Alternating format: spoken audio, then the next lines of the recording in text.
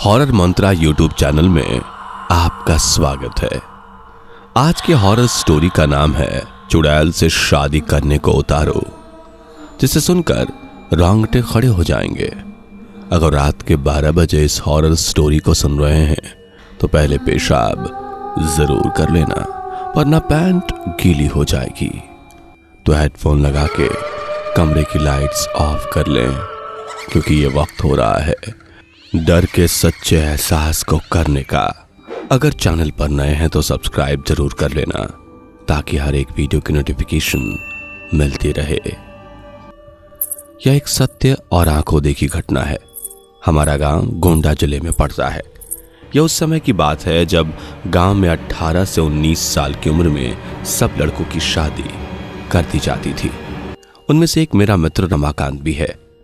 उसकी शादी 3 साल पहले हो चुकी थी और अब उसका गौना भी आ गया था। उसकी बीवी बहुत नीडर थी। इसको मैं नीडर इसलिए बता रहा हूं कि उसकी निडरता एक दिन बहुत भारी पड़ गई थी। 3 से 4 साल पहले तक गांव के अधिकतर औरतें सुबह सुबह उठकर लोटा लेकर नित्य क्रिया के लिए कोई खेत में तो कोई खुले मैदान में जाती थीं। वो भी जब गांव के पुरुष लोग सो रहे हों तब जाती थीं। कुछ दिन बीत गया तो अब रमाकांत को एक सुंदर सी बेटी हुई। बेटी अभी 8 महीने की थी। उस समय उसकी बीवी सुबह सुबह अकेले उठकर खेत में चली गई और अपने सासू माँ को या फिर अपनी जेठानी को भी नहीं जगाया। वह अकेली ही चली गई, क्योंकि वह बहुत नीडर थी। लेकिन उस समय वह ना तो हाथ में चक्कू और ना ही माचिस लेकर गई।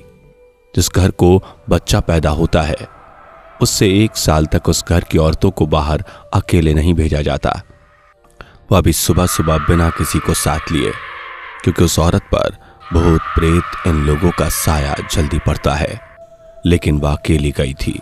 तभी वहां बेल का पेड़ लगा था। उस पर एक चुड़ैल घूम रही थी, जो इसके साथ नहीं आना चाहती थी, लेकिन फिर भी वह आ गई। जब रमाकांत की औरत खेत से आई तो लोटा फेंक कर पलंग पर बैठकर गाना गाने लगी। बगल में ही खाट पर लेटी हुई उसकी बच्ची जोर जोर से रो रही थी, लेकिन वह तो गाने में व्यस्त थी, इसलिए उसे सुनाई नहीं दिया। इतना देखकर रमाकांत चिल्लाने लगा कि बेटी को उठाओ, क्या तुम्हें सुनाई नहीं दे रहा कि वह रो रही है? फिर भी बीवी ने जवाब नहीं दिया। इतना देखकर रमाकांत चिल्लाने लगा कि बेटी को उठाओ, तुम्हें सुनाई नहीं दे रहा है। तब तक रमाकांत की भाभी आ गई।